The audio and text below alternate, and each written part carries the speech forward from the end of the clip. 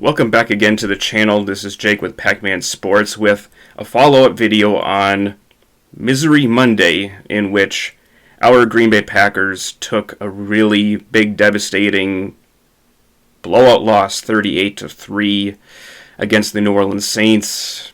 But at the same time, I am hopeful that the real Green Bay Packers will show up next Monday against the Detroit Lions, in which they can get a bounce-back game from a complete, utter blunder in which just about everybody was not prepared and ready for what the Saints threw at us.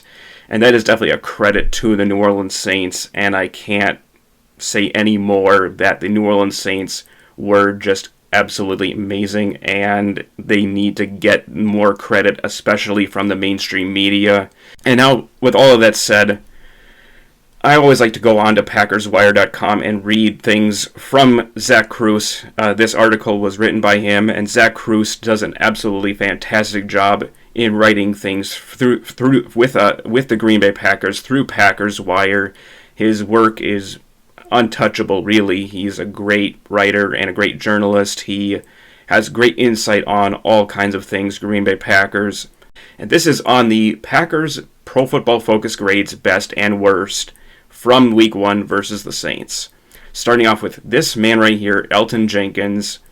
Elgton, for stepping up in David's place, he did a really good, solid job stepping in and filling in for our franchise left tackle, who has about 5 more weeks to go before he can be activated from the PUP list. It will be great to have Dave back, and be able to slide Elgton back to left guard would be a big-time help for this Packers offensive line, in which it had kind of an up-and-down day, kind of depending on what player and how they really truly did over the course of the game. I would have to say the offensive line did better in pass blocking than they did in run blocking. That was evident as we couldn't get the ground game going. So now let's get to these Pro Football Focus ratings. And so here are the top 5 guys here. Elgton Jenkins grading out arguably the best with an 89.6. He did a very good job against the New Orleans Saints. He was probably the lone big-time bright spot on this offensive line. So props to Elgton for coming to play, even though everybody else didn't quite do as well.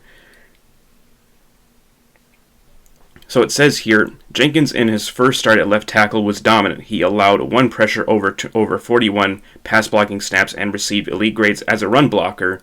So that was very encouraging to be able to hear that Elgton graded out very well both as a pass and a run blocker. Jordan Love graded out with a 76.8. It says here that Zach wrote here, Love had 1 big-time throw while completing over 70% of his passes and averaging 9.4 per attempt. He played 2 series, so in limited action he did play pretty well. Mercedes Lewis came in at 75.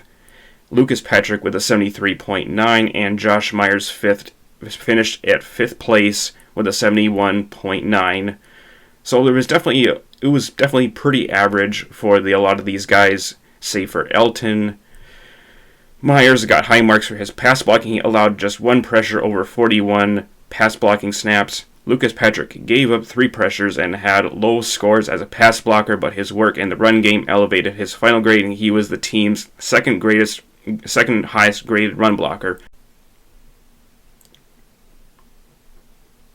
And now for the bottom offense, a lot of this is not too surprising here. Aaron Jones on his 5 carries really didn't do anything. There was not much room for him to run on the outside zone. So it was just obviously not just the offensive line. I just don't think that Aaron Jones really just didn't look like himself, and he graded pretty lowly at a 53.2. Dominic Daphne surprisingly came in with a 50.5. That goes to show that I think Dominic is really not quite that good. He needs a little bit more time, and he is our 4th tight end for a reason. Allen Lazard with a 50.3. Not too much of a surprise. Allen was not able to do much of anything. He was just flat out not able to get open, grading at 44.2. Got to give a lot of credit to the Saints linebackers and safeties for being able to clamp down on Bobby. Marcus Williams, Quan Alexander, Demario Davis, they don't get enough credit for what they were able to do in this game, and they were able to lock down our best tight end, and that's kind of one of the reasons why our offense was sputtering like it did. And then, of course, Aaron graded out last with a 43.3, which he only just got 133 yards and the 2 interceptions, one of which was underthrown. That was for Devontae. He was open, but pressure was the reason why Aaron threw the ball prematurely. It was just a very poor throw, and it was intercepted as a result. The second one was an overthrow for Marquez Valdes-Scantling, and it was more of that of a punt. Rodgers held the ball on average for 2.9 seconds and threw 2 bad interceptions. He only averaged 5 yards per attempt from clean pockets. Whenever there were clean pockets, there was just not much there. The coverage from the Saints secondary was just really that good.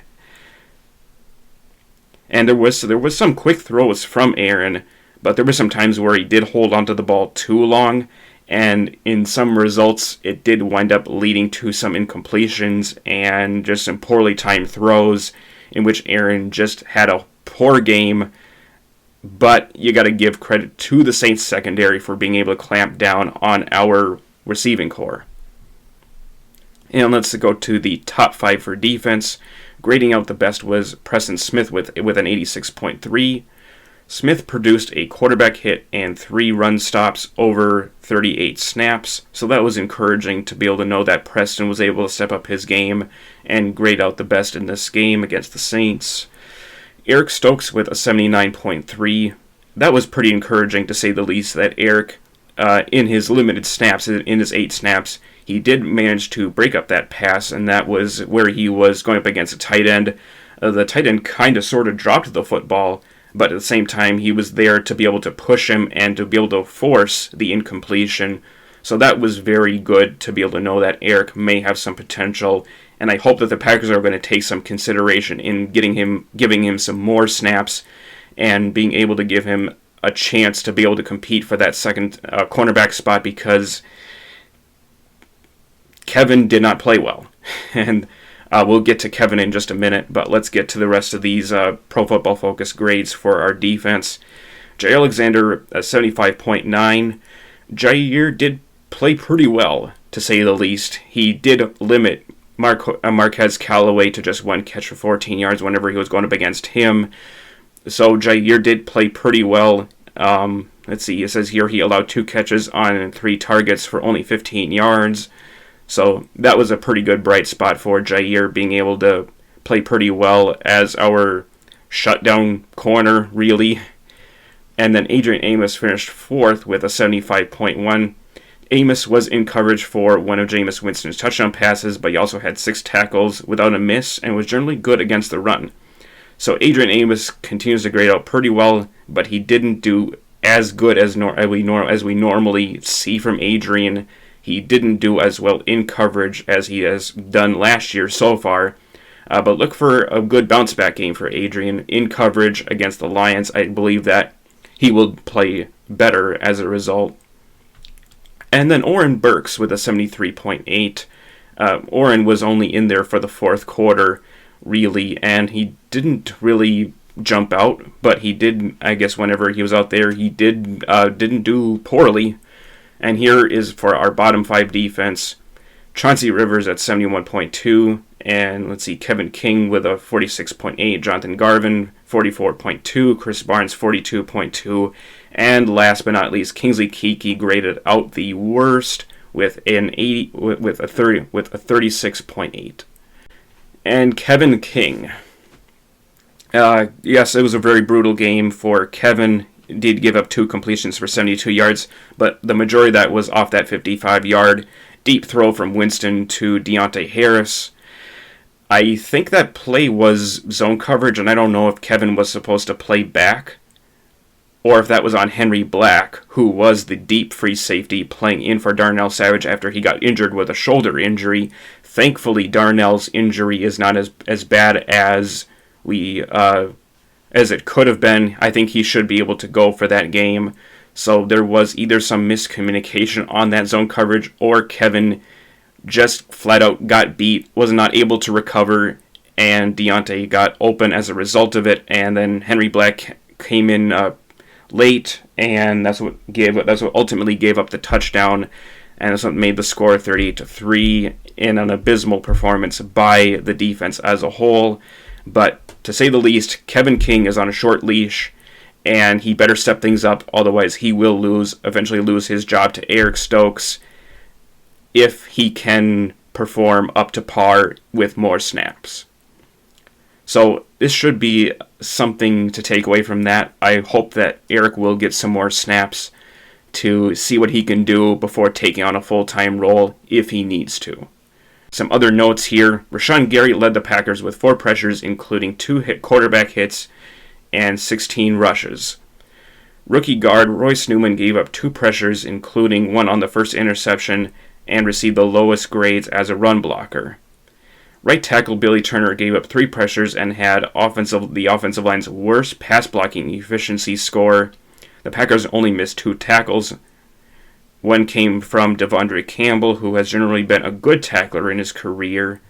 New punter Corey Bojorquez put 2 punts inside the 20-yard line. Hang time was 5.59 seconds below his own standards. Linebacker Ty Summers had a special teams tackle.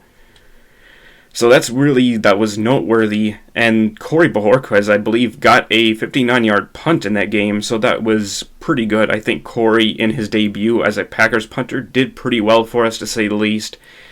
And so that's all I have to take from this. I know I've drugged this video on quite a bit of time here. I just wanted to be able to expound on a few things.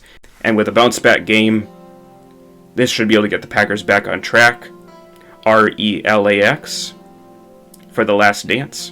And I'll catch you guys later for another one. Go Pack Go.